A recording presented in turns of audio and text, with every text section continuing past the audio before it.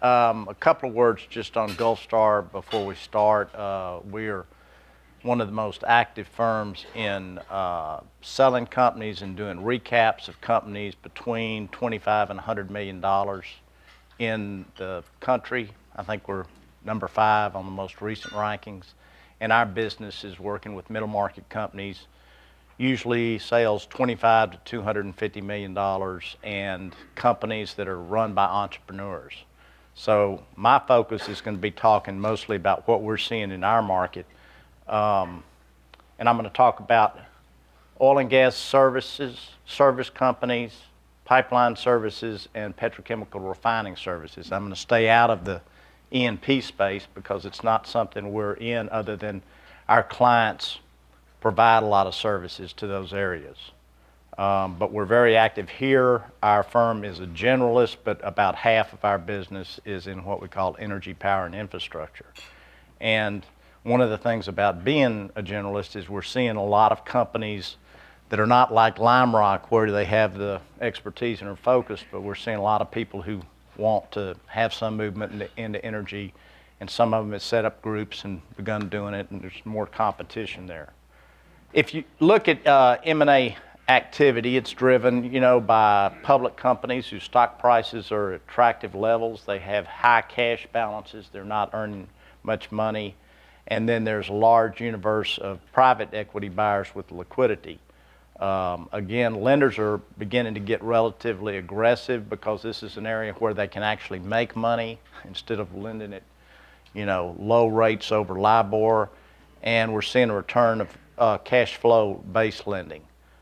If you look at the graph here, I'm not going to spend a lot of time on it.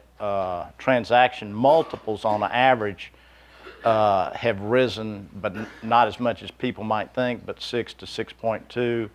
There was a drop off in the 2009 era, really moving to 2010. The number of transactions really dropped in 2009, but it's amazing how quickly we recovered from what we had been through.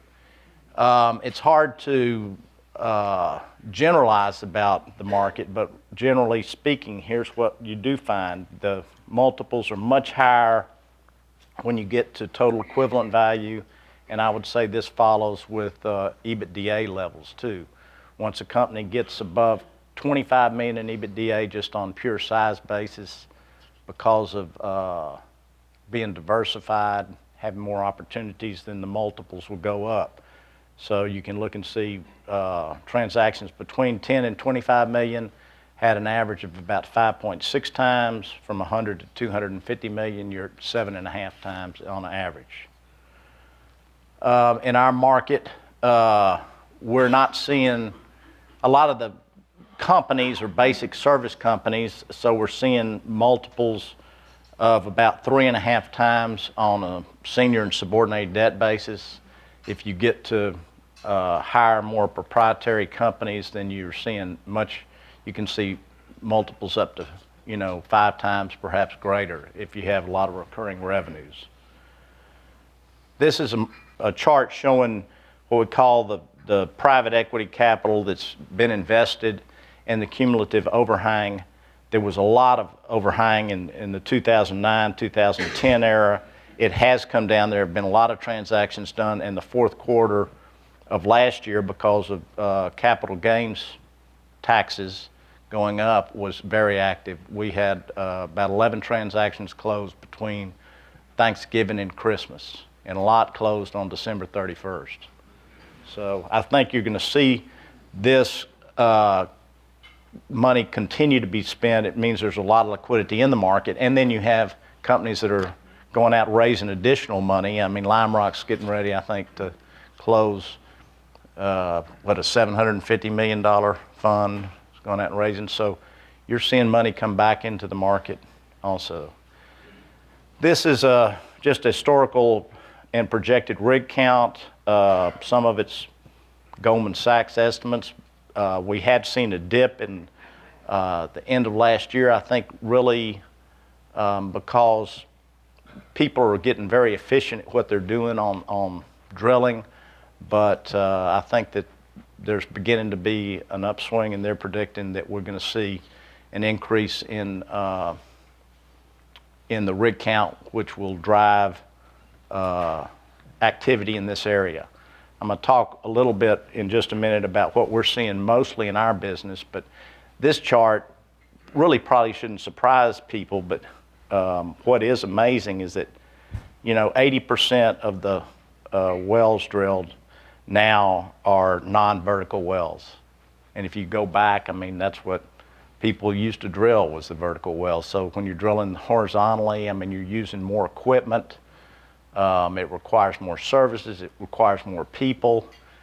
The people have to have a place to stay. So we're seeing equipment. We're seeing, if you have been to Kennedy, Texas 5 years ago, and you went to Kennedy, Texas today, the change is just dramatic. They're hotels made, man camp hotels out there. And the old Walmart, one of my customers is a mud plant in the old Walmart now because it was a big piece of property. So what are we seeing in the oil and gas service area? I think we're seeing a lot of continued high activity in the areas that I think are important to us here. That's the Eagle Ford, the Bakken, the Permian, the Mississippi Lime. There's still activity in the Marcellus. That's on the gas side. But most of these, what they have in particular is their oil-based drilling areas. And the last chart that Dave showed, the thing that can change this is the oil price. If it comes down, you're going to be impacted in some of these areas by the economics from not only drilling for the oil and gas, but getting them to the market.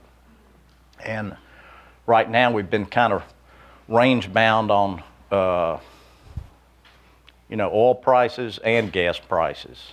But horizontal drilling is going to drive more revenue. You're seeing more horizontal drilling, not only in the Eagle Ford and the Bakken where they've been doing it, but you're beginning to see it in the Permian Basin and the Mississippi Lime.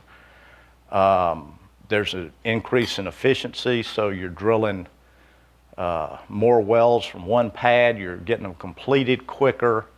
The frac times are coming down. They're getting them on stream a lot faster. So I think that the charts, the oil is going to just continue to go up.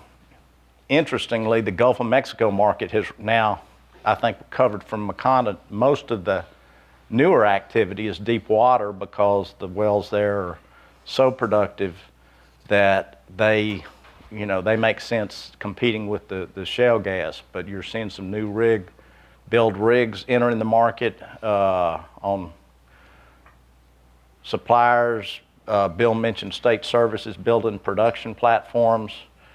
We did that deal right after Macondo, and we had to explain to the owners that, Macondo and people weren't that interested in companies that made production platforms for the Gulf of Mexico.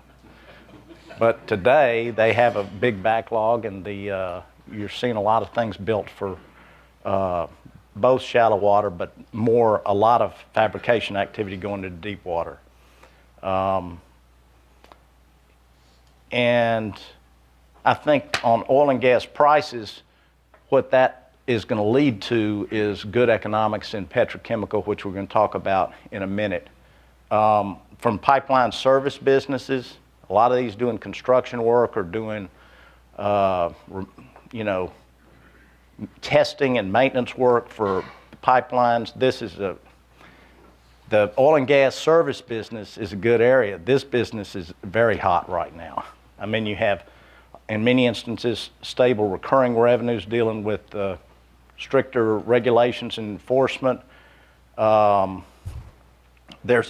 love the name of this, the Pipeline Safety, Regulatory Certainty, and Job Creation Act of 2011. You had to throw that Job Creation Act in there. But that's requiring hydrostatic testing of all pipelines constructed before 1970, and if they find something, they're having to do repair work on it. And I think I can echo what Dave said.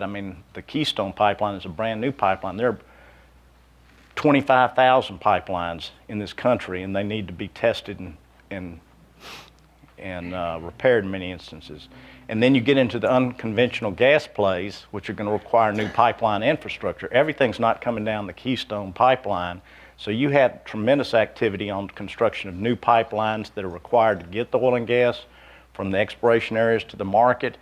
The economics on trucking by rail are not nearly as good as pipelines, but you have that infrastructure that's needed, and then you have a lot of petrochemical, you have a tremendous amount of petrochemical plant construction, and you're going to see that activity. And when they build those plants, they have to have pipelines to bring the gas in.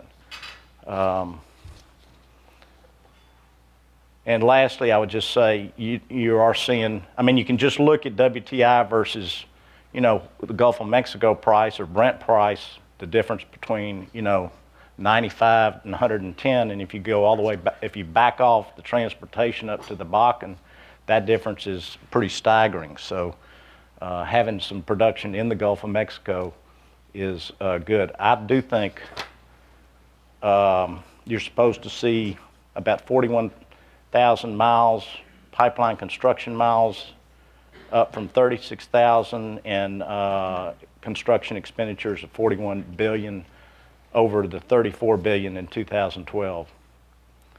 That's driving up multiples for companies that are involved in the pipeline business. And you know, we had an investment in one that sold the other day, and it was a supply business, went at a very good multiple, but it was supplying construction companies in the pipeline construction business. Lastly, in the petrochemical area, I saw where Dow Chemical estimates there's $95 billion of plants on the drawing board. Now, all those may not be built, but a lot of them will be built.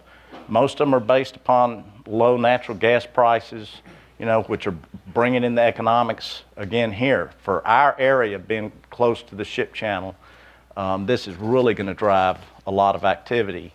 And it's good to see a manufacturing sector that the United States has an advantage over everybody else, because it really is going to help from an economic growth standpoint. I do think that with the domestic oil prices, you know, people are going to begin trying to make contracts with the domestic oil prices for the refineries. And it was interesting, Dave was talking yesterday about a lot of the crudes may not be good from a standpoint of what you're exporting from distillates, but I do think people are going to be trying to do some retrofitting of the plants for the local crudes, because it's going to give them a assured source of supply, and one that may be price advantaged over what other people have. Lastly, capital spending here is going to go up. I've listed this is just a partial list of plants that are going to be doing a lot of development in our area. So I think that there's going to be a robust market for sales of companies, and you know, and partial sales of companies.